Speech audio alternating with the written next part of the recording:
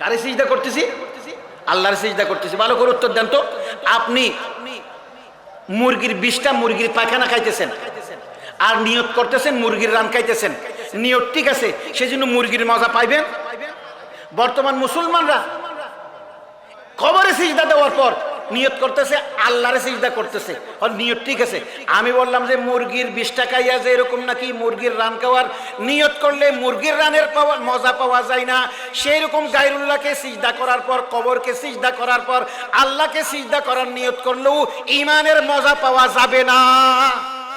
نعوذ بالله من شرور أنفسنا ومن سيئات أعمالنا من يهده الله فلا مضل له ومن يضلله فلا هادي له نشهد أن لا إله إلا الله وحده لا شريك له ونشهد أن محمدًا عبده ورسوله صلى الله عليه وعلى آله وأصحابه وبارك وسلم أما بعد فأعوذ بالله من الشيطان الرجيم بسم الله الرحمن الرحيم يا أيها الذين آمنوا ادخلوا في السلم كافة ولا تتبعوا خطوات الشيطان إنه لكم عدو مبين صدق الله العلي العظيم قال رسول الله صلى الله عليه وسلم أخلص دينك يكفيك الأمل القليل أو كما قال عليه الصلاة والسلام আল্লাহ পাক কবুল ইজ্জত আমাদেরকে ফাতিমাতুজ জাহরা মহিলা মাদ্রাসার আজকে খতম বুখারীর অনুষ্ঠানে দোয়ার মাহফিলে আসার তৌফিক দান করেছেন। আমরা সবাই কালিমাতুশ শুকর আদায় করে সবাই বলে আলহামদুলিল্লাহ। আমাকে একটা প্রশ্নের উত্তর আপনারা দেন, আমরা যে এখানে এসেছি কোরআনের আকর্ষণে না কোরআন ব্যতীত অন্য কোনো গায়রুল্লাহর আকর্ষণে? কোরআনের আকর্ষণে। কিসের আকর্ষণে? কোরআনের আকর্ষণে। আমরা আল্লাহকে সন্তুষ্ট করার জন্য এসেছি। আমি শুধু 3টি কথা বলবো। মুসলমান কেন আজকে কোরআন আছে, মাদ্রাসা আছে, মহিলা মাদ্রাসা আছে, এতগুলি টাকার পরও সারা বিশ্বের মধ্যে মুসলমান, ইসলাম অর্থ শান্তি, ঠিক কিনা? কিন্তু মুসলমান শান্তির মধ্যে আছে না অশান্তির মধ্যে আছে? উত্তর দেবেন আপনারা। অশান্তির মধ্যে আছে। তাহলে অশান্তির মধ্যে কেন আছে? আমাদের মধ্যে মুহাদ্দিসেরও কম নাই, মুফতিরও কম নাই। 313 জন যেই সাহাবী মক্কা বিজয় করেছিল বদরের যুদ্ধে, সেই রকম কত 300 সাহাবী যারা জান দেওয়ার মতো আছে, কিন্তু আমাদের মধ্যে অনুপস্থিত কমতিটা কোথায় সেইটা বলবো। আপনারা একটু ভালো করে খেয়াল করবেন, আপনারা উত্তর দেবেন, আজকে বুঝে যাবেন। মুহাম্মদুর রাসূলুল্লাহ সাল্লাল্লাহু আলাইহি ওয়াসাল্লাম যখন মক্কা শরীফ থেকে হিজরত করেছিলেন, গোপনে করেছিলেন নাকি প্রকাশ্যভাবে করেছিলেন? উত্তর দেন আপনারা। আচ্ছা, হযরত উমর রাদিয়াল্লাহু তাআলা আনহু প্রকাশ্য করেছিলেন না গোপনে করেছিলেন? উত্তর দেবেন আপনারা। হযরত মুহাম্মদুর রাসূলুল্লাহ সাল্লাল্লাহু আলাইহি ওয়াসাল্লাম হিজরত করেছিলেন প্রকাশ্যে না গোপনে? আরো জুলবন কে?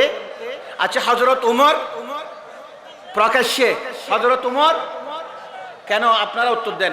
হযরত উমর রাদিয়াল্লাহু তাআলা আনহু যখন হিজরত করছিলেন তখন বলেছিলেন, কে আসো নিজের সন্তানকে পিতৃহীন এতিম করবে সে আসো, যে ব্যক্তি আসো নিজের স্ত্রীকে বিধবা করবে সে বাধা দেওয়ার জন্য আসো।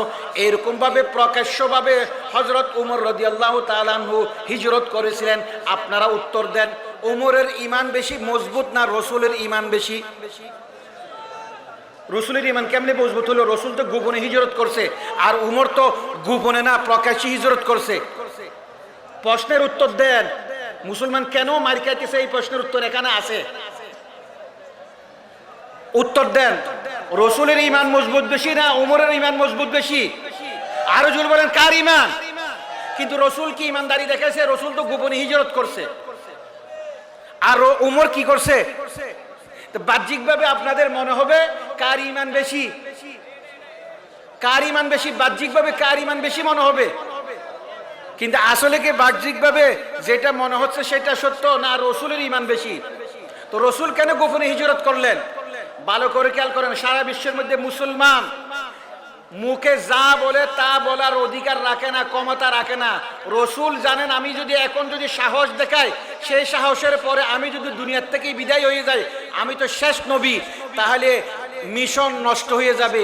উমর জানে আমি সাহস দেখালে আমি দুনিয়ার থেকে চলে গেলে কোনো অসুবিধা নাই, অথচ মুহাম্মদুর রাসূলুল্লাহ সাল্লাল্লাহু আলাইহি ওয়াসাল্লাম বলেছেন মুখে যা বলবো তার থেকে পরিকল্পনা বেশি থাকতে হবে। হাত নাই তাপ্পর দেওয়ার জন্য, বলতেছে তাপ্পর দিয়ে 32 দাঁত ফেলে দেবো। সারা বিশ্বের মধ্যে মুসলমানের এই অবস্থা কিনা?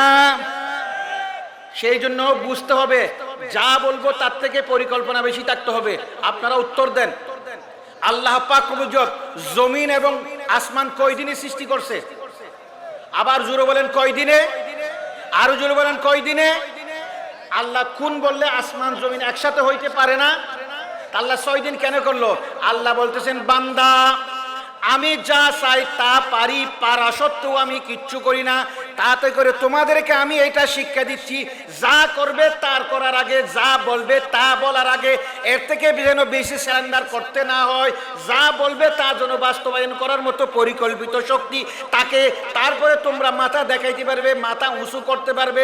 সারা বিশ্বের মধ্যে মুসলমান আজকে ইসলাম অর্থ শান্তি, শান্তি ফেরি বিক্রি করে, শান্তি করে ফেরি করে শান্তি বিক্রি করে। আমি মাঝে মধ্যে বলি আমাদের শান্তি বিক্রিটা কি রকম হয়েছে জানেন? এক ব্যক্তির মাথার মধ্যে টাক রুগী। কি রুগী? টাক অর্থ মাথার মধ্যে চুল আছে নাকি নাই? নাই।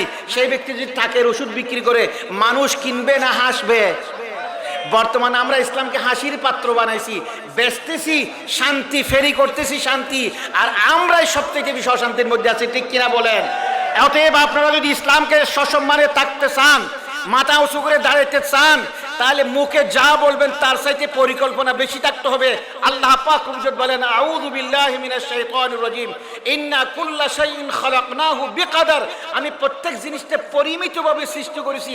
মাছ কয়টা লাগবে, মুরগি কয়টা লাগবে, আকাশ কয়টা লাগবে, মানুষ কয়টা লাগবে, কয়টা অসুখে মরবে, কয়টা এমনি মরবে, কয়টা সুস্থ থাকবে, মহিলা কয়জন লাগবে, নারী কয়জন লাগবে, পুরুষ কয়জন লাগবে, আমি যেখানে যা ইচ্ছা পারা সত্ত্বেও আমার কাজের মধ্যে পরিমাণ আছে, পরিকল্পনা আছে। আর তোমরা যা ইচ্ছা তা না পারা সত্ত্বেও তোমরা পরিকল্পনা ছাড়া কাজ করলে তোমাদের এই ভোগান্তি হবে। ঠিক কিনা বলেন? এইগুলি বুঝতে হবে। আমি সেই জন্য 3টি কথা বলবো, মনে রাখবেন। আমরা নামাজ পড়ি, রোজা রাখি, হজ করি। হজ বলেন, যাকাত বলেন, রোজা বলেন, সমস্ত ইবাদত কবুল হওয়ার জন্য, নামাজ কবুল হওয়ার জন্য যে এরকম নাকি ওযু শর্ত, আপনার নামাজ বলেন, রোজা বলেন, হজ বলেন, যাকাত বলেন, সমস্ত ইবাদত কবুল হওয়ার জন্য 3টা শর্ত। কয়টা শর্ত? আহা, বর্তমান মুসলমান সব কিছু জানে। রোজার শর্ত কি, নামাজের শর্ত কি, নামাজের রুকুন কি, ওযুর ফরজ কি, কিন্তু আপনি এমন বিষয়টা আমরা খুব কম জানি যে আপনি নামাজ বলেন, রোজা বলেন, হজ বলেন, যাকাত বলেন, দান বলেন, সদকা বলেন, মাদ্রাসা বলেন, মসজিদ বলেন, আপনাদের এখানে ওয়াজ শুনতে আসছেন, এইগুলি বলেন, 3টা জিনিস যতক্ষণ থাকবে না ততক্ষণ আপনার ওয়াজ শোনা, ওয়াজ করা, নামাজ পড়া, রোজা রাখা কিছু কবুল হবে না। কয়টা জিনিস? কয়টা জিনিস? সেই 3টা জিনিস আপনারা একটু জানতে চান কিনা? চান নাকি? প্রথম কথা যেটা আপনার, সেটা হলো ঈমান। কি? সবাই তো ঈমান আছে, কিন্তু ভালো করে খেয়াল করবেন। ঈমান, এক ব্যক্তি মেডিকেলে ভর্তি, নাক দিয়ে অক্সিজেন চলতেছে, মুখ দিয়ে রাইস টিউব চলতেছে, লোকটা জীবিত না মরা? হ্যাঁ, উত্তর দিতে পারতেছেন না কেন? লোকটা জীবিত না মরা? হ্যাঁ, জীবিত না মরা? জীবিত। যদি মরা হইতো আমরা কি করতাম? নামাজ পড়তাম। তাহলে লোকটা জীবিত, কিন্তু সেই লোকটা জীবিত লোকটাকে দিয়ে আপনি যদি বাজার থেকে কিছু সওদা কিনে আনতে চান, পারবেন? কেন? লোকটা জীবিত কিন্তু মরার মতো। বর্তমান বিশ্বের মধ্যে হাজার হাজার মুসলমান আছে যারা ঈমানদার, তাদের ঈমান হলো মেডিকেলে ভর্তি জীবিত ব্যক্তি, যে এরকম কোন রকমের রাইস টিউব দিয়ে আর অক্সিজেন দিয়ে জীবিত আছে। বর্তমানেও সারা বিশ্বের মুসলমানরা রাইস টিউব দেওয়া আর অক্সিজেন দেওয়া ঈমানদার হওয়ার কারণে আমাদের কোনো দাম নাই। তাহলে কতদিন পর্যন্ত এরকম রাইস টিউব দিয়ে আপনাকে নামাজ, রোজা, হজ, যাকাত এইগুলিও নাফরমানিও করতেছি, আবার ইমানও আছে। কিও আছে? ইমানও আছে। তাহলে কি রকম হইলো? একদিকে অসুস্থ, আর একদিকে জানাজাও বলা যাচ্ছে না, কাফেরও বলা যাচ্ছে না আমারে। একদিকে মেডিকেলে ভর্তি, আরেকদিকে জানাজাও পড়া যাচ্ছে না। সেই লোকটা যেরকম জীবিত হওয়া সত্ত্বেও মরার মতো বিশ্বের বর্তমানে অধিকাংশ মুসলমান যারা আছে তাদের ইমানের এই অবস্থা হওয়ার কারণে তারা ইমানদার হওয়ার সত্ত্বেও অনেকটা একেবারে দুর্বল ইমানদার। কি রকম? আমি মাঝে মধ্যে দৃষ্টান্ত দেওয়ার জন্য আপনাদেরকে বুঝাই। ইমান আছে, কিন্তু আপনারা এখানে বসে আছেন, আপনাদের যে স্লোগান দিতে খুব ভালো লাগে, মাঝখানে একটা ছোট বাঘের বাচ্চা ছেড়ে দিলাম, কেউ বসে থাকবেন? আচ্ছা, আরেকটা কাগজের বাঘ একবারে সামিয়ানা পর্যন্ত টেনে দিলাম, আপনারা বসে থাকবেন না খেলা করবেন? কি করবেন? কেন? বাঘের বাচ্চা যেটা আছে সেটা ছোট্ট হলো বাস্তব বাঘ, আর যেটা কাগজের বাঘ আছে সেটা বড় হলো কাগজের বাঘ। তদ্রূপ বর্তমান মুসলমান যারা আছে তারা হলো কাগজের মুসলমান, সেই জন্য তাদেরকে দেখলে হাসি ঠাট্টা করে।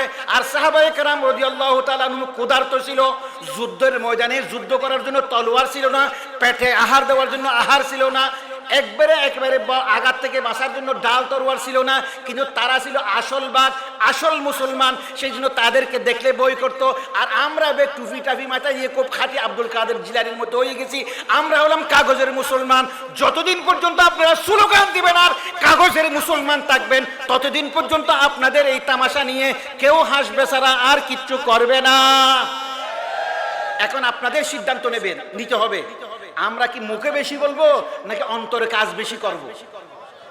সেটা ব্যক্তি, এটা না। কোরআন, কি বললাম? কোরআন ভালো করে খেয়াল করেন। ডিসির পক্ষ থেকে একজনকে বলা হয়েছে, তুমি বলে দাও 21শে মার্চের আগে আগে সবাই যেন কৃষি লোন শোধ করে, কাপড় চোপড়ও অপরিচ্ছন্ন। ডিসির পক্ষ থেকে আদিষ্ট হয়ে বলতেছে, কেউ যদি তার থাপ্পড় দেয়, ডিসি সাহেব বলবে যে না, এই লোকটা আমার পক্ষ থেকে নির্দেশনা জারি করতে গেছে, কেন থাপ্পড় দিছে, তারে ছাড়বো না। বেয়াদব, ঘুষককে কেন মারলো? তাহলে বোঝা যায় ঘুষক তার কাপড় কতটুকু সুন্দর, সে কতটুকু স্মার্ট, সেটা দেখার বিষয় নয়। সে ডিসির পক্ষ থেকে ঘোষণা দেওয়ার দায়িত্ব পাইছে কিনা, হুজুররা সে কত বড় ধনী লোক, কত বড় কোটিপতি, এটা দেখার বিষয় নয়। এই হুজুররা আল্লাহর পক্ষ থেকে কোরআনের বাণী পৌঁছানোর জন্য দায়িত্ব পাইছে কিনা, এটাই হলো বড় জিনিস। ঠিক কিনা বলেন? যখন ডিসির পক্ষ থেকে ঘুষককে কেউ আঘাত করে, ডিসি যেরকম তারে ক্ষমা করো না, কোন আলেম যখন হক কথা বলতে গিয়ে, কোরআনের কথা বলতে গিয়ে, চুরি করতে গিয়ে নয়, ডাকাতি করতে গিয়ে নয়, হক কথা বলতে গিয়ে যদি কোন রকমের বেইজ্জত হয়, ডিসি যদি তারে না ছাড়ে, তাহলে এই আল্লাহর পক্ষ থেকে যে আলেম হক কথা ঘোষণা দিতে আসবে তারে যদি কেউ বেইজ্জত করে, আল্লাহ কি তারে ছাড়বে? তাহলে প্রথম যে জিনিসটা বললাম সেই জিনিসটা হলো কি? ইমান। ভালো করে খেয়াল করবেন। আমাদের থেকে ইমানটা ছিনিয়ে নেওয়ার জন্য বহু রকমের পন্থা আছে। দুইটা জিনিসের কারণে বর্তমান মুসলমান মার খাইতেছে, একটা হলো ইমানের দুর্বলতা, আর একটা হলো মতবিরোধ। কি বললাম? ইমানের দুর্বলতা। আমরা সবাই মুসলমান, আমি মাঝে মধ্যে দৃষ্টান্ত দিয়ে বুঝাই। আপনারা যশোর থেকে খুলনা যাবেন, যশোর থেকে ঢাকা যাবেন, একজনের সুন্দর করে একটা টিকিট কিনছে ঢাকা যাওয়ার জন্য। কোথায় যাওয়ার জন্য? ঢাকায় যাওয়ার জন্য। কেনার পর সে কোম্পানিকে বলল গাড়ি কখন ছাড়বে, বলে আরো আধা ঘন্টা আছে। লোকটা বলল যে আমার এত সময় নাই। গাড়ি একটা উঠে গেছে, গাড়িটা যাচ্ছে খুলনা। কিছুক্ষণ পর বললো যে নামো নামো, খুলনা নামো। ও বললো যে আমি তো খুলনায় নামবো না, আমি তো ঢাকার টিকিট করাইছি। আপনারা বলেন, সেই লোকটা ঢাকার টিকিট করানোর পর গাড়ি যখন উল্টাপাল্টা হয়ে গেছে, সে খুলনায় যাবে না ঢাকায় যাবে? তদ্রূপ বর্তমান মুসলমান যারা আছে তারা যখন মুখে পড়েছে লা ইলাহা ইল্লাল্লাহু মুহাম্মাদুর রাসূলুল্লাহ, লা ইলাহা ইল্লাল্লাহু মুহাম্মাদুর রাসূলুল্লাহ যখন পড়েছেন, সঙ্গে সঙ্গে তারা জান্নাতের টিকিট কিনছে। কিসের টিকিট? কিসের টিকিট? ভালো কথা। গাড়িটা গিয়ে থামছে জাহান্নামের দরজার মধ্যে। জাহান্নামের দরজা ফেরেশতারা বলল তুমি নামো নামো, জাহান্নামে এসে গেছে। আপনি বলতেছেন আমি তো জীবনেও জাহান্নামের টিকিট কিনে নেই, টিকিট কিনছিলাম আমি জান্নাতের, আমি জাহান্নামে কেন নামবো? ফেরেশতারা বলতেছে তুমি লা ইলাহা ইল্লাল্লাহ দিয়ে জান্নাতের টিকিট কিনছো, তুমি কিন্তু গাড়িতে সওয়ার হয়েছিলে বেনামাজির গাড়িতে, সুদখোরের গাড়িতে, ঘুষখোরের গাড়িতে, টিকিট ঠিক ছিল কিন্তু তোমার গাড়িটা ঠিক ছিল না, ঠিক কিনা বলেন? বর্তমান মুসলমান সবাই ইসলামের টিকিট কিনছে জান্নাতে যাওয়ার জন্য, গাড়ি উঠছে কোনটাতে? সুদখোর ঘুষখোরের গাড়িতে। আর বলে যে হুজুর আমরা অশান্তির মধ্যে আছি কেন? ভালো করে আরেকটু বুঝেন, বুঝে আসবে। শান্তি, শান্তি বিক্রি করতেছেন, শান্তি হইতেছে না কেন? আমি সেদিন সরমনের মাঠে ওই কথাটা বলছি, ভালো করে খেয়াল করবেন। আপনি মশারি কিনছেন, কি কিনছেন? মশারি। মশারির ভিতরে আপনার সমস্ত অঙ্গ প্রত্যঙ্গ আছে মশার থেকে বাঁচার জন্য, শুধু 5 আঙ্গুল আর পায়ের গোড়ালিটা মশারির বাইরে। যেহেতু 5 আঙ্গুল এবং হাতের 5 আঙ্গুল এবং পায়ের গোড়ালিটা মশারির বাইরে, এখানে মশায় কামড়াবে, সেজন্য হাতের 5 আঙ্গুলও ঘুম ধরবে না, পায়ের গোড়ালির মধ্যেও ঘুম ধরবে না। আর যে শরীর অংশ পুরাটা মশারির ভিতর আছে পুরাটা শান্তির মধ্যে থাকবে। কেন? মশারির ভিতরে যে বাইরে যে অংশটা আছে সেই অংশটাকে যখন মশাই কামড়াবে, যেটা মশারির ভিতর আছে সেইটাও আর কিসে থাকবে না, স্বস্তিতে থাকবে। বর্তমানে মুসলমান নামাজ ইসলামের মশারির ভিতর রাখছে, যাকাত ইসলামের মশারির ভিতর রাখছে, তাহাজ্জুদ ইসলামের মশারির ভিতর রাখছে, কিন্তু লেনদেন, রাজনীতি, অর্থনীতি, বিবাহ নীতি সবগুলি ইসলামের মশারির বাইরে রাখছে। বলতেছে হুজুর বেশিরভাগ ইবাদত তো মশারির ভিতর আছে। আমি বললাম যে মশারির বাইরে যে অঙ্গ প্রত্যঙ্গ আছে সেইটাকে যে এরকম আঘাত করলে মশারির ভিতরে যে অঙ্গগুলো আছে সেইগুলি যে এরকম শান্তিতে থাকতে পারে না, ইসলামের যে অঙ্গগুলো তুমি ইসলামের বাইরে রাখলো, রাজনীতি, অর্থনীতি, সমাজনীতি, লেনদেন, শয়তান যখন সেখানে কামড় দেয়, শয়তান যখন সেখানে আক্রমণ করে, তোমার ইসলামের ভিতরে যে অঙ্গগুলি নামাজ রাখছো, রোজা রাখছো, সেইগুলো আর শান্তিতে থাকতে পারে? তাহলে আমাদের ইসলামটা কি রকম? ভাগ হয়ে গেছে কিনা? যতদিন পর্যন্ত ইসলামকে এরকম ভাগাভাগি করবেন ততদিন পর্যন্ত আপনারা শান্তি পাবেন না। রাজনীতি বলেন, অর্থনীতি বলেন, সবগুলি ইসলামের রীতি অনুযায়ী করতে হবে। কি অনুযায়ী করতে হবে? তাহলে 1 নম্বর ঈমান, কথাটা বুঝে আসছে। 2 নম্বর মুসলমানের অধঃপতনের অসুবিধাটা কি জানেন? এখন বললে আপনারা সবাই নাকুশ হবেন। সেটা হলো কি জানেন? আমরা ইখলাসের সাথে সওয়াবের নিয়তে, কি বললাম? সওয়াবের নিয়তে ইসলামের শত্রুদের খেদমত করি। এইগুলি শুনতে ভালো লাগবে না আমি জানি। কার খেদমতের? শত্রুদের। কেমনে খারাপ লাগবে? যারা আহলে হাদিস তারা বললো যে না হাত একবারে উঠাইতে হবে, আমরা বলতেছি হাত উঠাইলে তোমার কি হয়ে যাবে, নামাজ হবে না, আমরা মারামারি। অথচ হাত উঠানো না উঠানো এটা একটা মুস্তাহাব।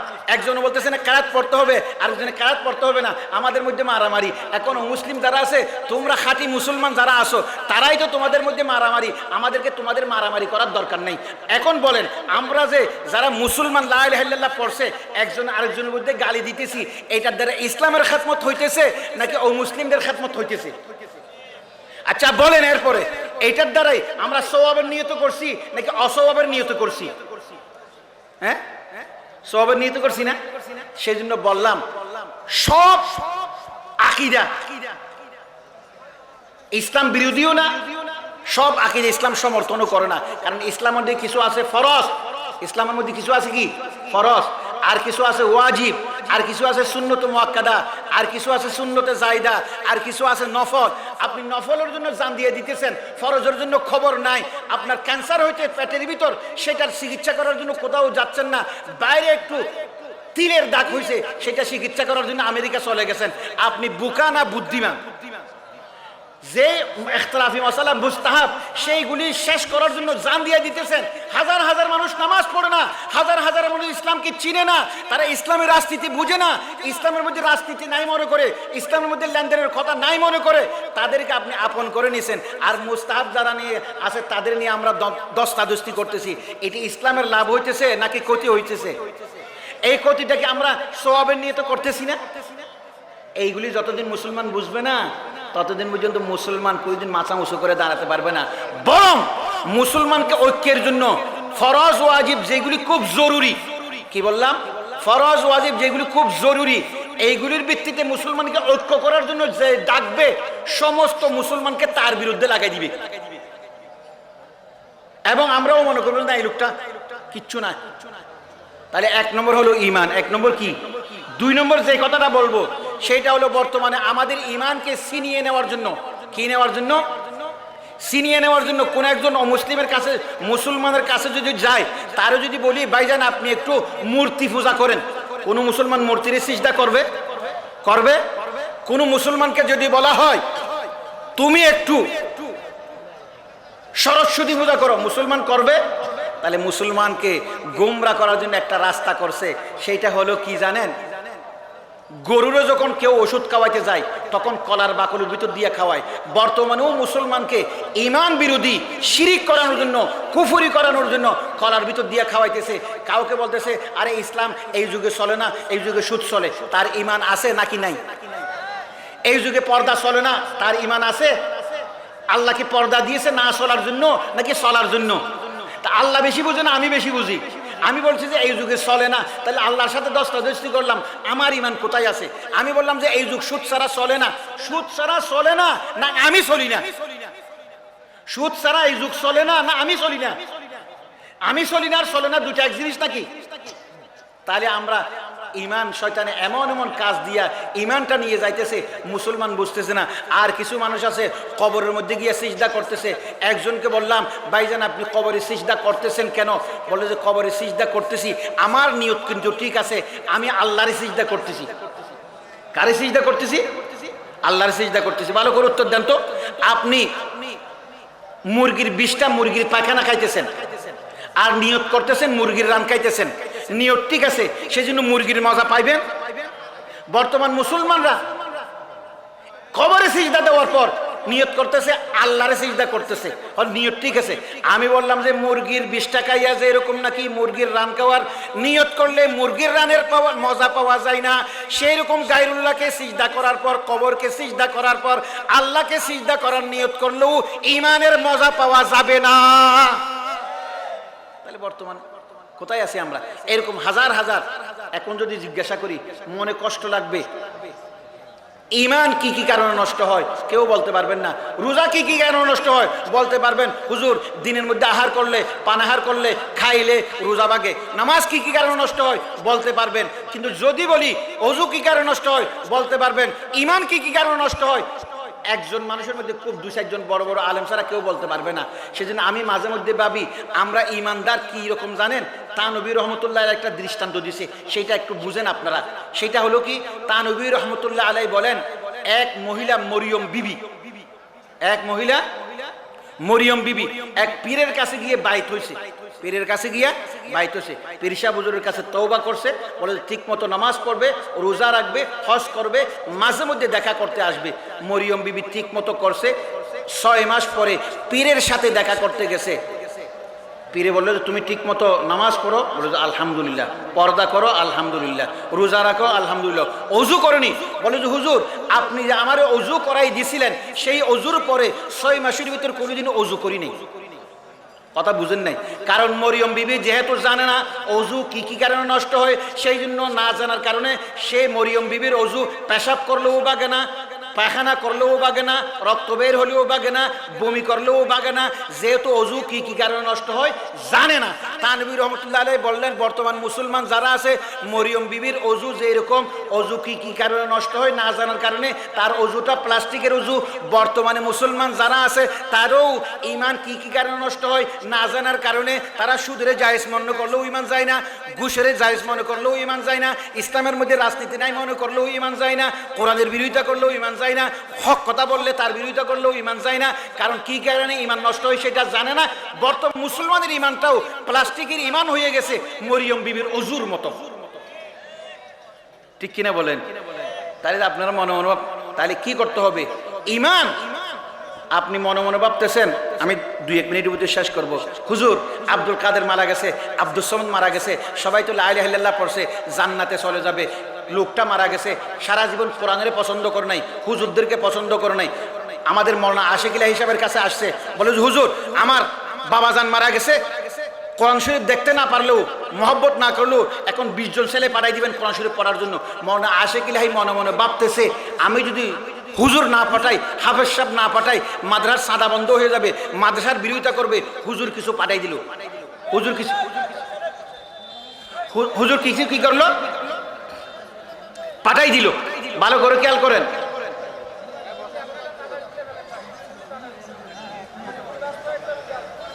বসেন, আপনারা একটু ধৈর্য ধারণ করেন, আমি বেশিক্ষণ করবো না, 2-10 মিনিট বলে চলে যাব। এই লোকটা মারা যাওয়ার পর নাস্তিক, সারা জীবন পছন্দ করে নাই, হুজুরদেরকে টাকা দিলে কোরআন শরীফ পড়ানোর জন্য লোক পাঠাই দেখি না, দেয় কিনা? আপনার উত্তর দেন, দেয় কিনা? দেয়। মনে মনে ভাবতেছে হুজুরদেরকে টাকা দিলে তো জান্নাত কিনা হওয়া যায়। আমি সেই জন্য একটা দৃষ্টান্ত দিই। আপনারা মনে মনে ভাবতেছেন যারা সারা জীবন কোরআনের বিরোধিতা করছে, মারা যাওয়ার পর তার জানাজার নামাজ হুজুররা পড়ছে, কাফন দাফন করছে, তারে সুন্দর করে কবরের মধ্যে রাখছে, কিন্তু নাজাত পাবে না। নাজাত, একটা দৃষ্টান্ত দিলে আপনারা বুঝবেন। এক ব্যক্তি নিজের দেশ থেকে সৌদি আরব যাইতেছে, কুমড়া নিয়া, কি নিয়া? কুমড়ার একদিকে ছিদ্র করছে, ছিদ্র করার পর ভিতরে কিছু হেরোইন রাখছে, হেরোইন রাখার পর বন্ধ করছে, বন্ধ করার পর নিজের দেশের ইমিগ্রেশনে যখন গেছে, বলে যে এইগুলি কি? বলে সৌদি আরবে আমার কিছু ছেলে থাকে, তাদের জন্য কিছু কুমড়া নিয়ে যাইতেছি। বলে নিয়ে যাও। দেশের ইমিগ্রেশন পার হয়ে গেছে, ওই দেশে যাওয়ার পর, সৌদি আরব যাওয়ার পর বলে যে এইগুলি কি? বলে যে এইগুলি কুমড়া আমার ছেলের জন্য নিয়ে যাইতেছি। বলে নিয়ে যাও। যাইতে যাইতে আরেক জায়গার মধ্যে বললো যে এটা বাড়ি লাগতেছে কেন, একটু স্ক্যানিং করে দেখি। স্ক্যানিং করার সাথে সাথে দেখতেছে ভিতরে সবগুলো কালো কালো হেরোইন। তখন ধরা পড়ে গেছে, বলে যে এই তো হেরোইন ব্যবসায়ী। ভালো করে খেয়াল করেন, যে ব্যক্তি সারা জীবন কোরআনের অপছন্দ করছেন, আলেম উলামাদেরকে গালি দিয়েছেন, কোরআনের বিরোধিতা করছেন, ইসলামের বিরোধিতা করছেন, আপনি মারা যাওয়ার পর হুজুররা আপনার জুলুমের বইয়ে, হুজুররা আপনি মারা যাওয়ার সাথে সাথে সুন্নত অনুযায়ী আপনাকে গোসল দিছে, গোসলের ইমিগ্রেশন পার হয়ে গেছেন, কাফনের ইমিগ্রেশন পার হয়ে গেছেন, হুজুররা আপনার গালি থেকে বাঁচার জন্য আপনাকে জানাজার নামাজ পড়াইছে, জানাজার ইমিগ্রেশন পার হয়ে গেছেন, কবরের মধ্যে রাখার সময় আপনাকে বিসমিল্লাহি ওয়া আলা মিল্লাতি রাসূলিল্লাহ বলে আপনাকে কবরের মধ্যে রাখা হয়েছে। আপনি মনে মনে ভাবতেছেন আমি তো পার হয়ে গেছি। ফেরেশতারা আসলো, ফেরেশতারা বললো যে এটা কে? বলে যে এটা একটা জান্নাতি লোক, সুন্নত অনুযায়ী তার কাফন আছে, সুন্নত অনুযায়ী দাফন আছে, সুন্নত অনুযায়ী জানাজা আছে। হুজুররা তারে কবর রাখার সময় একটা শিল মোহর মেরে দিছে, বিসমিল্লাহি ওয়া আলা মিল্লাতি রাসূলিল্লাহ বলে। বলে তাহলে তো ঠিক আছে। আরেক ফেরেশতা আসছে, বলে যে এটা একটু ভারী লাগতেছে কেন, এটা স্ক্যানিং করে দেখি। স্ক্যানিং করা শুরু করে দিয়েছে। মার রব্বুকা ওয়া মা দীনুকা ওয়া মান নাবিয়ুকা। ভালো করে খেয়াল করেন, আপনি হুজুরদেরকে ধোঁকা দিয়ে কবরের ইমিগ্রেশন, জানাজার ইমিগ্রেশন, গোসলের ইমিগ্রেশন পার হয়েছেন, কিন্তু মূল যখন স্ক্যানিং শুরু হবে, মার রব্বুকা ওয়া মা দীনুকা ওয়া মান নাবিয়ুকা, সেই স্ক্যানিং পার হইতে পারবেননি। কি খুশি, বলে হুজুরদেরকে টাকা দিলে কোনোদিনও মনে করবেন না। স্ক্যানিং যখন করা হবে, আপনি যদি ঈমান না থাকে, সারা বিশ্বের মানুষ সবাই যদি একসাথে আপনার জানাজাও পড়ে, কিচ্ছু হবে না। ভালো করে খেয়াল করেন, আব্দুল্লাহ ইবনে উবাই, মুনাফিকের সর্দার, যখন মারা যাচ্ছে, তার ছেলে ছিল আব্দুল্লাহ, খুব মুখলেস মানুষ। রসুলের কাছে ছেলেকে পাঠাইলো, বলে যে বাবা আমার হুজুর সাল্লাল্লাহু আলাইহি ওয়াসাল্লামের কাছে যাও, তাকে বলবেন হুজুরের জন্য একটু তুতু মোবারক দেয়, আমার মুখ দিয়ে কালিমা আসতেছে না, তুতু মুবারক দিবে। আর আমি মারা যাওয়ার পর আমার জানাজা যেন রসুলে পড়াই, আর আমার কাফনটা যেন একটা রসুলের শরীর স্পর্শ করছে সেই রকম একটা রসুলের কামিজ, রসুলের জামা দিয়ে যেন আমার জানাজাটা হয়। কিন্তু আব্দুল্লাহ ইবনে উবাই মারা গেল। মারা যাওয়ার পর রসুলের জামা দিয়ে তার কাফন দেওয়া হলো, রসুল নিজেই তার জানাজা পড়লো। কিন্তু আল্লাহ পাক বলেন, আউযু বিল্লাহি মিনাশ শাইতানির রাজীম, ইস্তাগফির লাহুম আও লা তাস্তাগফির লাহুম ইন তাস্তাগফির লাহুম ৭০ মাররাতান ফালান ইয়াগফিরাল্লাহু লাহুম। হে নবী, আপনি তাদের জন্য ক্ষমা চান আর না চান ৭০ বার চাইলেও আল্লাহ পাক তারে ক্ষমা করবে না। যেখানে রসুল নিজেই জানাজা পড়লো, রসুলের জামা দিয়ে তার কাফন করা হলো, এই মুনাফিকের আল্লাহ মাফ করলো না। বর্তমান যুগে যারা আছে, তারা কি রসুলের মতো এত বড় ব্যক্তিকে দিয়ে জানাজা পড়াইতে পারবে? এত বড় রসুলের জামা দিয়া কি তার কাফন দিতে পারবে? তাহলে আপনি কি মনে করতেছেন, যেখানে রসুলে জানাজা পড়াইলে আব্দুল্লাহ ইবনে উবাই ক্ষমা পাই না মুনাফিক হওয়ার কারণে, আপনি কেমনে মনে করছেন আপনি মুনাফিক হইও আমার মতো আব্দুল শুকর জানাজা পড়াইলে আপনি জান্নাতে যাবেন? এটা আপনি কেমনে মনে করলেন? ঠিক কিনা বলেন? তাহলে এক নম্বর হলো ঈমান, বিশুদ্ধ ঈমান। আল্লাযীনা আমানু ওয়া লাম ইয়ালবিসু ঈমানাহুম বিযুলমিন উলাইকা লাহুমুল আমনু ওয়া হুম মুহতাদুন। আল্লাহ পাক বলেন ওই সমস্ত ব্যক্তি যারা ঈমান এনেছে, ঈমানের সাথে অন্য কোনো কুফর মিশ্রণ ঘটায় নাই, তারাই হেদায়েতের উপর থাকবে, তারাই শান্তিতে থাকবে। বর্তমানে কিছু কিছু মানুষ আছে বলে যে হুজুর গায়রুল্লাহরও বিশ্বাস করি, মধ্যে মধ্যে একটু কোরআনেরও বিরোধিতা করি, নামাজও ঠিক মতো পড়ি, অসুবিধাটা কি? আমার 12 আনা ঈমান ঠিক আছে, কয় আনা ঈমান? বেজাল হইলো কয় আনার মধ্যে? তো বেশিরভাগ ঠিক আছে না? তো বেশিরভাগ ঠিক আছে তো আমি পার হয়ে যাব। বেশিরভাগ ঈমান কি আছে? ঠিক আছে। আমি তাদের জন্য একটা দৃষ্টান্ত দিয়ে থাকি। আপনি 1 লিটার দুধ নিছেন, কয় লিটার দুধ? 1 লিটার দুধের মধ্যে আপনি 100 গ্রাম বিষ মিশাইছেন। দুধ বেশি না বিষ বেশি? দুধ বেশি না বিষ বেশি? দুধ বেশি। এখন 1 লিটার দুধের বরকতে 100 গ্রাম বিষ যেটা আছে সেইটাও দুধ হয়ে যাবে, বরং 100 গ্রাম যেটা বিষ আছে সেটা কম হলেও সেটার বরকতে 1 লিটার দুধ যেটা আছে সেটাও কি হয়ে যাবে? তদ্রূপ ভালো করে খেয়াল করেন। আপনার 12 আনা ঈমান আছে, 4 আনা শিরিক আছে, কুফরি আছে। আপনার 12 আনা ঈমানের বরকতে আপনার 4 আনা শিরিক এবং কুফর ঈমান হবে না, বরং 4 আনা কুফর এবং শিরিকের বরকতে আপনার 12 আনা ঈমানটাও কুফর এবং শিরিক হয়ে যাবে। ঠিক কিনা বলেন? বর্তমানে কি অবস্থার মধ্যে আছি আমরা? ঈমানের অবস্থাটাকে নিজে নিজে খেয়াল করেন। সবচাইতে বড় কথা হচ্ছে, আপনারা মনে কষ্ট নেবেন, সমস্ত মুসলমান বর্তমানে যত মতবিরোধ আছে 3টা কারণে। কয়টা কারণে? লিখে রাখবেন। কয়টা কারণে? ইমাম আবু হানিফা, ইমাম শাফি, ইমাম মালিক, ইমাম আহমদ ইবনে হাম্বল, তারাও একজন আরেকজনের ইমামের বিরুদ্ধে, ইমামের মতের বিরুদ্ধে ইখতিলাফ করেছেন। তাদের মতের মধ্যে ইখতিলাফের মধ্যে ছিল মুহাব্বত। কি ছিল? একটা দৃষ্টান্ত দিলে আপনারা বুঝবেন। মুহাম্মদুর রাসূলুল্লাহ সাল্লাল্লাহু আলাইহি ওয়াসাল্লাম আহজাবের যুদ্ধ থেকে আসার পর বলল, তোমরা বনি কুরাইজাতে যাও। কোথায় যাও?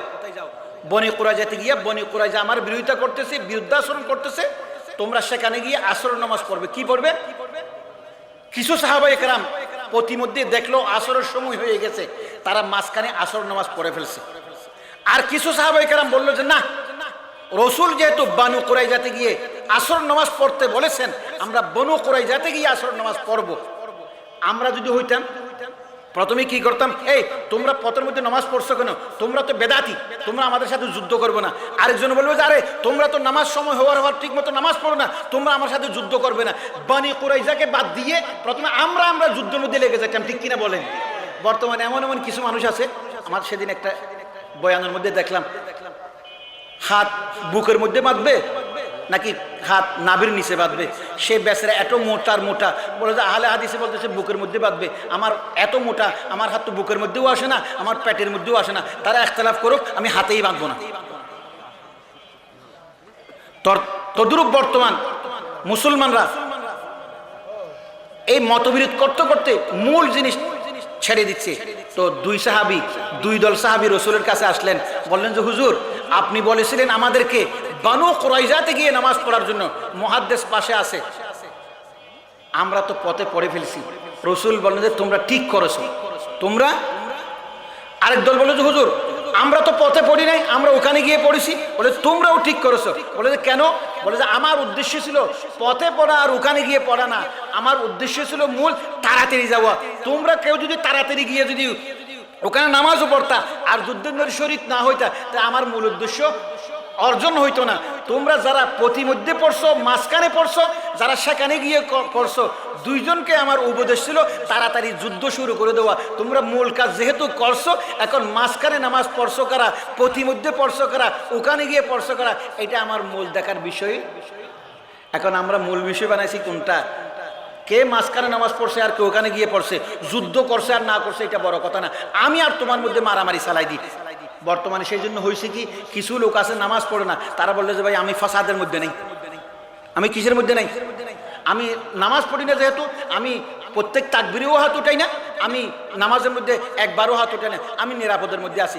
যারা নামাজ পড়ে তারাই বড় মুসিবতের মধ্যে ফেলাই দিছি, একজন আরেকজনকে শত্রু মনে করতেছি। এটা কার খেদমত হইতেছে?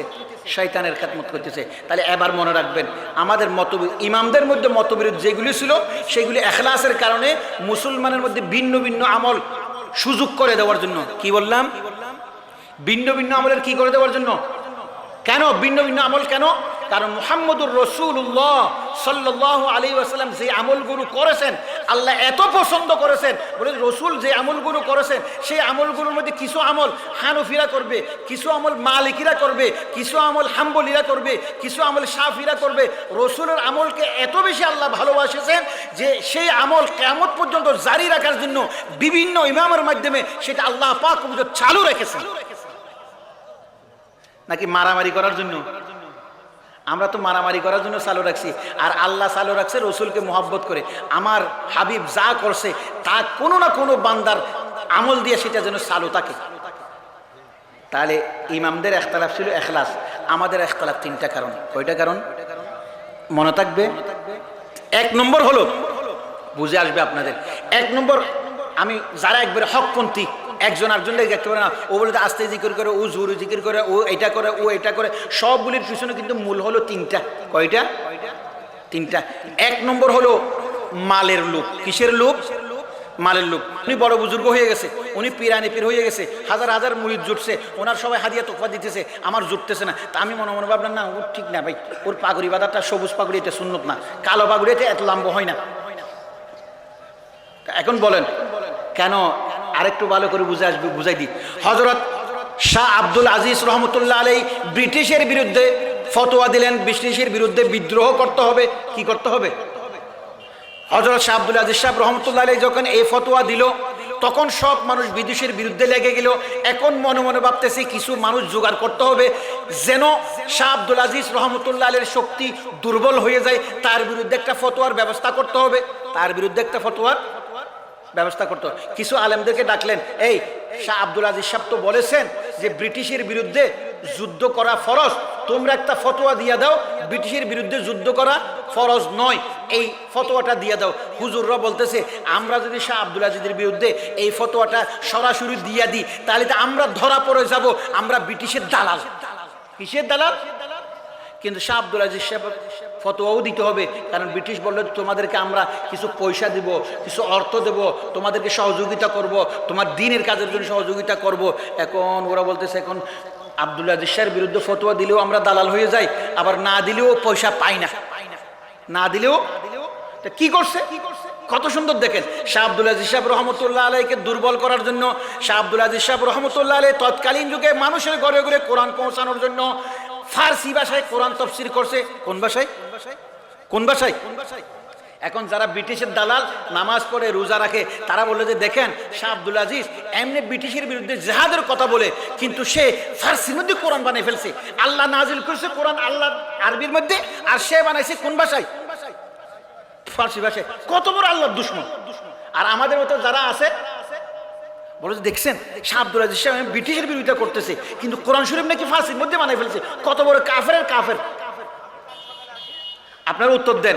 এখন শাহ আব্দুল আজিজ সাহেবের বিরুদ্ধে যে ফার্সিতে কোরআন শরীফ অনুবাদ করার কারণে ফতোয়াটা দিল, এটাকে কোরআন হাদিসের আলোকে ফতোয়াটা দিছে, কিন্তু কোরআন হাদিসের মহব্বতে দিছে না পয়সার মহব্বতে দিছে?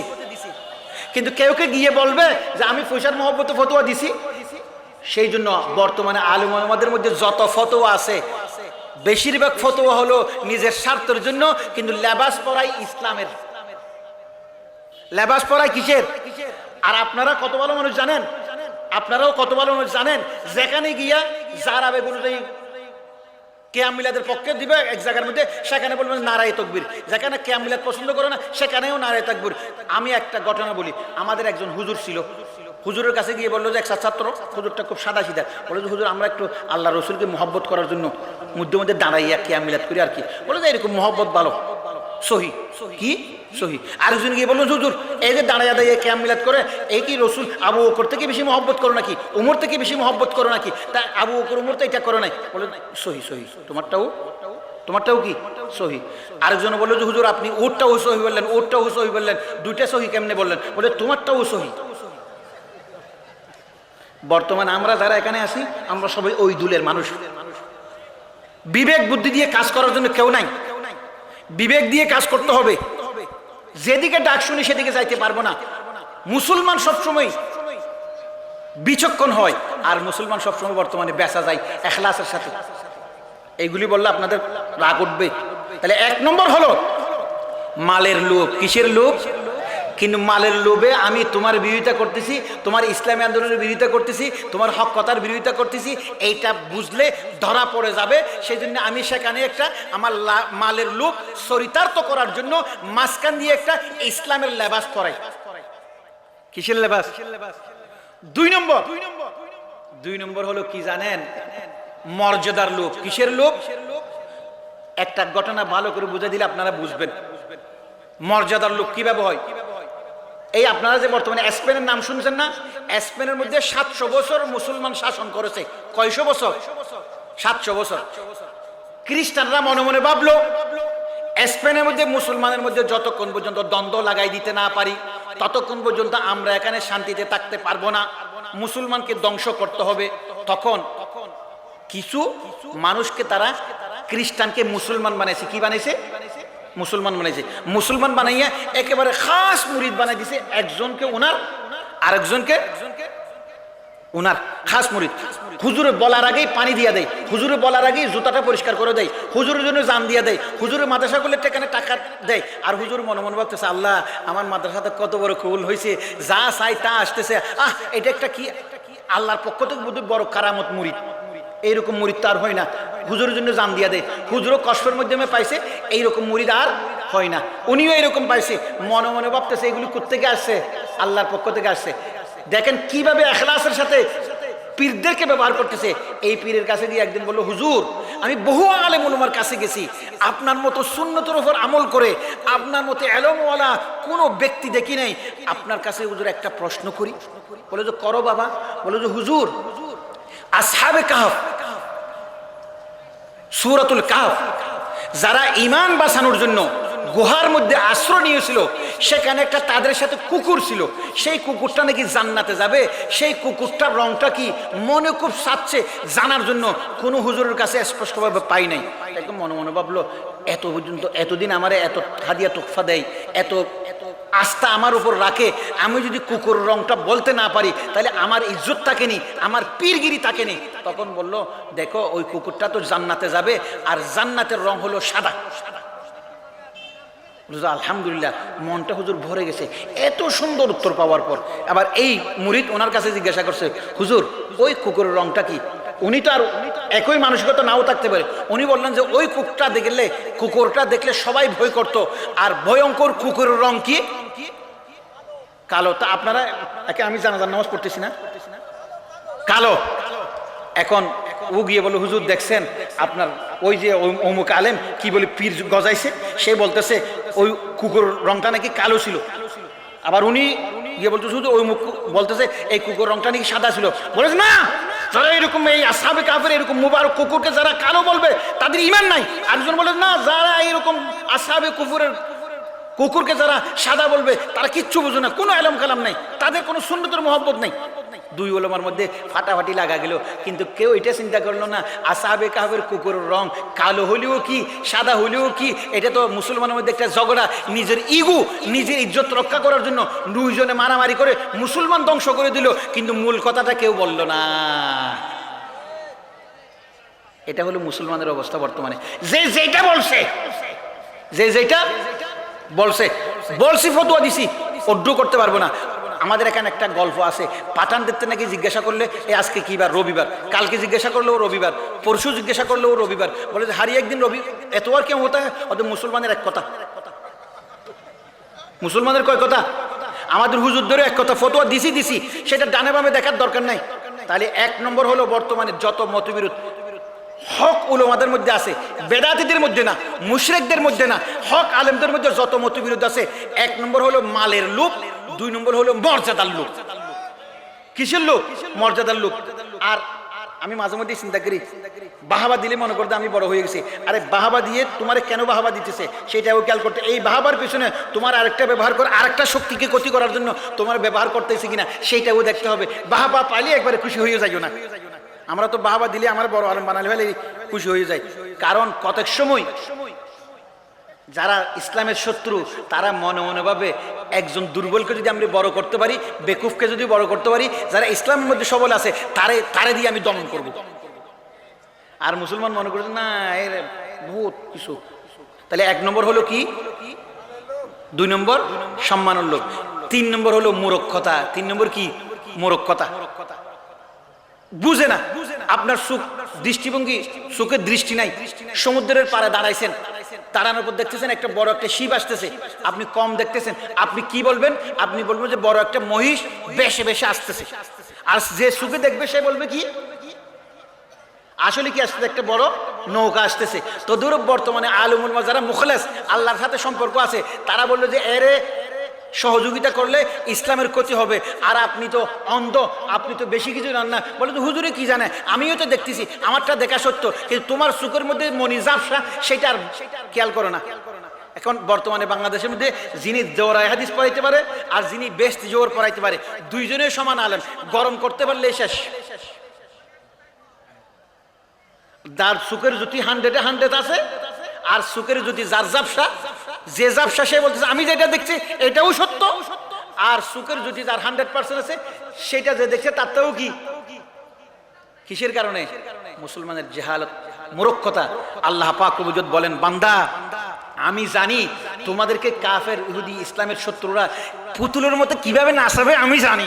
সেজন্য তোমাদেরকে প্রথম ওহী যেটা নাজিল করতেছি, ঈমান হলো সবচেয়ে গুরুত্বপূর্ণ বিষয়। কি? ঈমান। তো ঈমানের চাইতে, ঈমান যেহেতু গুরুত্বপূর্ণ বিষয়, প্রথম ওহী আল্লাহর পক্ষ থেকে ঈমানের বিষয়ে আসা উচিত ছিল না।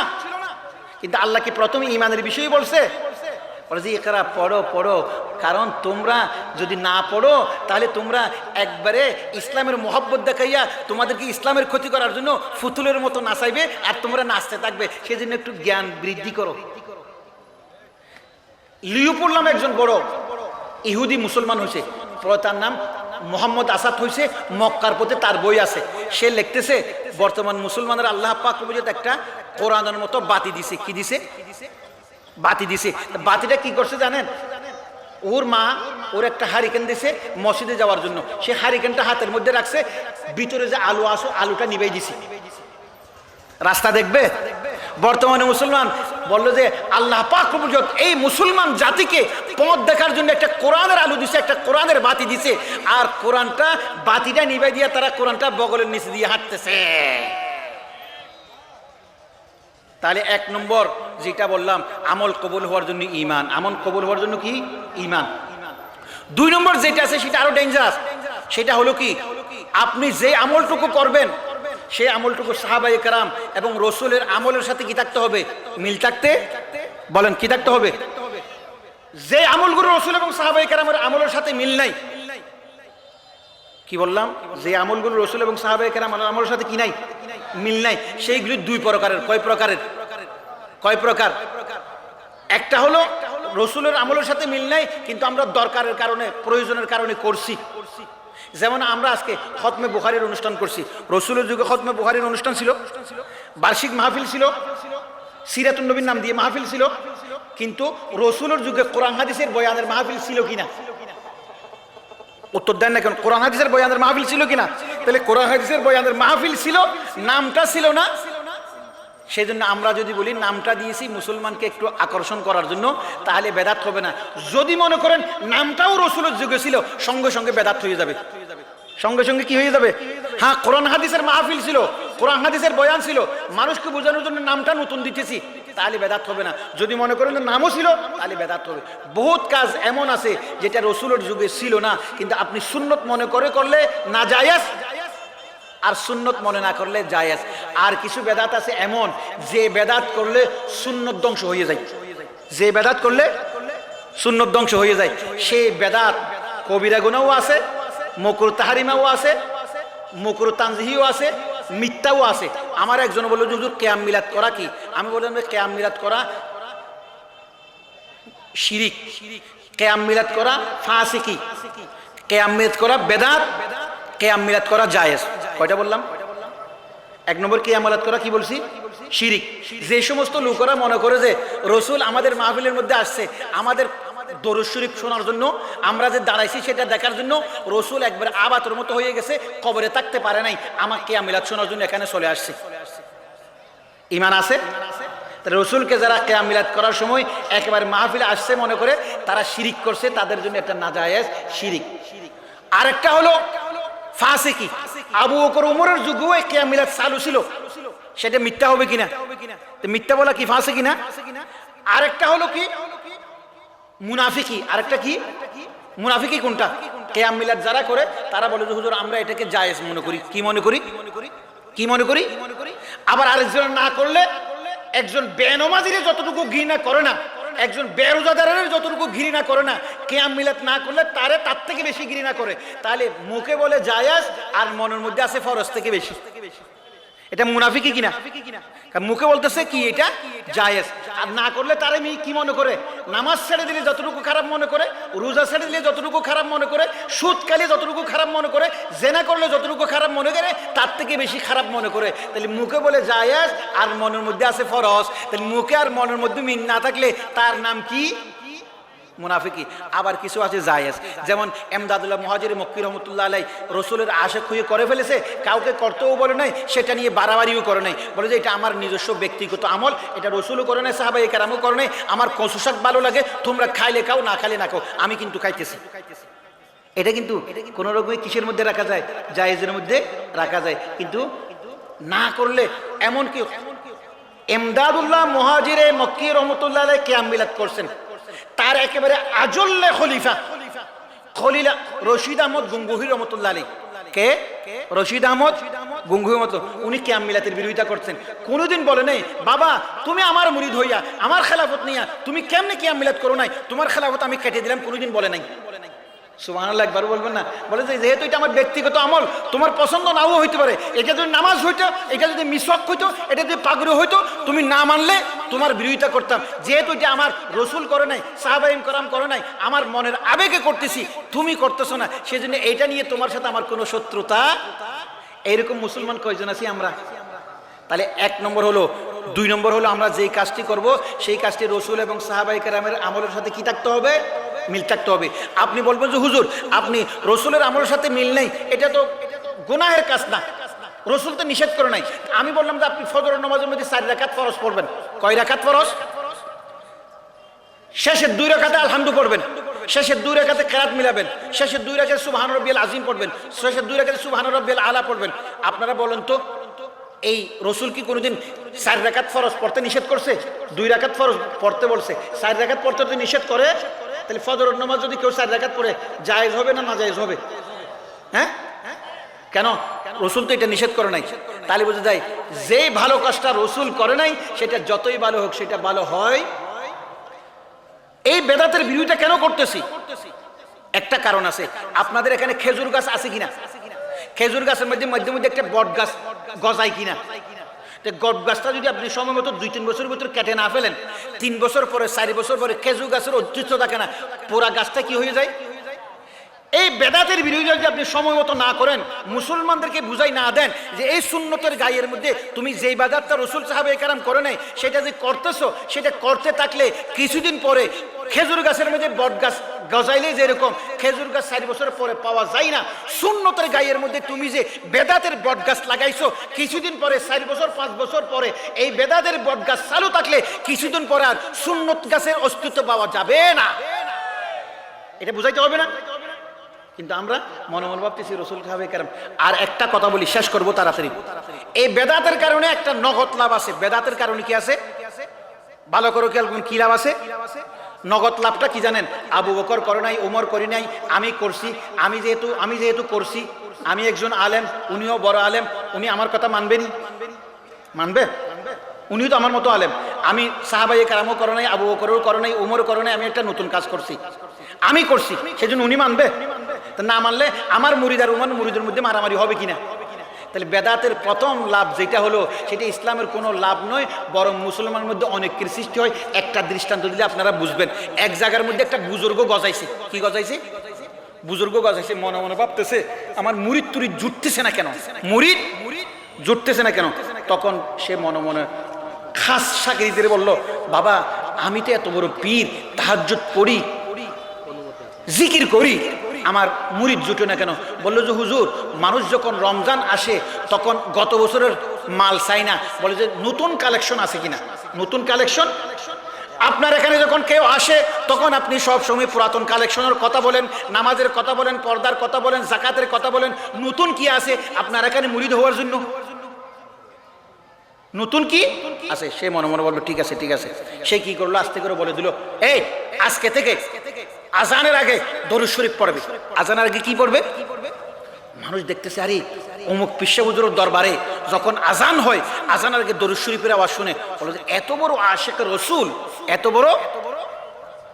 সবাই নতুন কালেকশন পাইছে, তো সবাই মুরিদ হওয়া শুরু করে দিছে।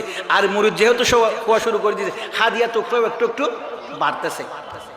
কিছুদিন পর পাশে 5 কিলোমিটার দূরে আরেকজন বুজুর্গ ছিল, তার মুরিদও এই পীরের মুরিদ হয়ে গেছে। তার মুরিদও এই পীরের মুরিদরে বলল, বাবা কি হয়েছে, আমার মুরিদ কমতেছে কেন? বলে যে হুজুর, আপনি তো একজন সাধারণ পীর, বর্তমানে একজন পীর পাওয়া গেছে যিনি বড় আশিকে রাসূল, আজানের আগে দরুদ শরীফ পড়ে। তাহলে বুঝে আমারও করতে হবে। উনি মনে মনে ভাবলেন, জানাজার আগে আমি আজান দেব। কিসের আগে? এখন মনে মনে ভাবতেছে, আরে আমাদের পুরাতন পীরও তো কম না, যেই জানাজার আগে আজান ছিল না। আজান হয় কার জন্য? আরে জোরে বলেন না, কার জন্য? আজান হয় আশিক ইলাহি। কি হয়ে গেছে এখন? আশিকে রাসূল বলে না, আশিক ইলাহি বড়। ইলাহি বড় না? ইলা মানে আল্লাহ না?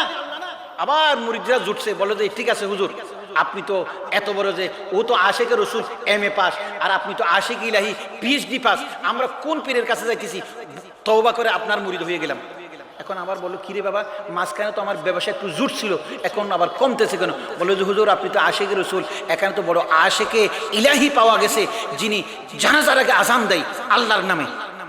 এই তোমরা যাও, অমুক পীরের কাছে যাও, সে জানাজার আগে আজান পাইছে। কোথায়?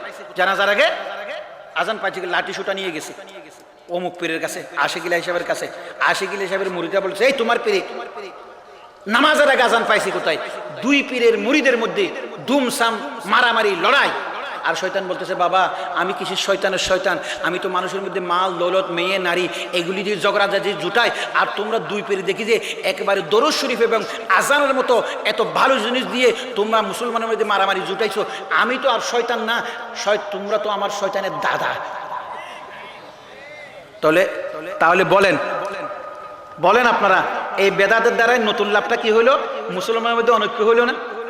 সেজন্য বেদাত যে করুক, রাসূল এবং সাহাবায়ে কেরাম করে নাই, সেটা সুন্নত হিসেবে প্রতিষ্ঠা করতে গেলে মুসলমানের মধ্যে অনৈক্য হবেই হবে।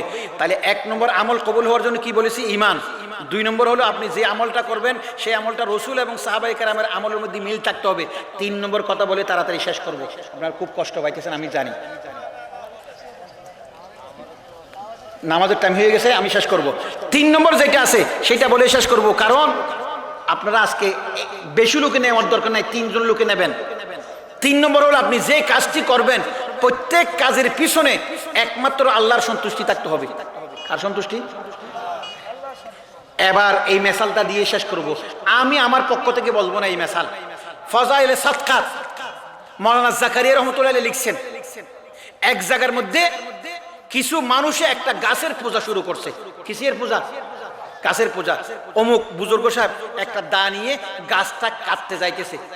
গাছটা কি করার জন্য যাইতেছে? কাটার জন্য যাইতেছে। কারণ এই গাছের কারণে হাজার হাজার মানুষ মুশরিক হয়ে যাইতেছে। মাঝপথে শয়তানের সাথে দেখা। শয়তান বলতেছেন, আপনি কোথায় যাইতেছেন?